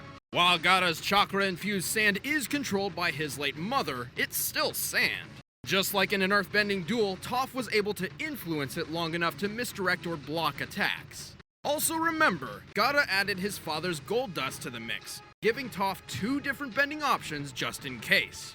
Unlike platinum, gold contains traces of iron and copper, and can be metal bent. To top this off, Gaara keeps himself covered in his sand armor, so Toph could always sense where he was. And it's specifically stated that the sand armor uses up large amounts of Gaara's own chakra, not his mother's sand. So, when he ran low on chakra, it became difficult to maintain. Thus, Toph had no problem turning Gaara's greatest defense into his worst weakness. Gaara couldn't stand up to Toph. I know you're floored. I really ground that one in, didn't I? What can I say? It's my earthly delight. The winner is Toph Bei Fong. No need to gravel about it. Can't we just bury the hatchet? I'm out. Alright, everybody. That's going to be it for this time. Like, subscribe, show Death Battle the love they deserve. And I'll see you next time, where it looks like we're going to get a rematch. Boba Fett vs. Samus Aran. Hopefully Boba can win this time. But we'll see. Peace out, everybody.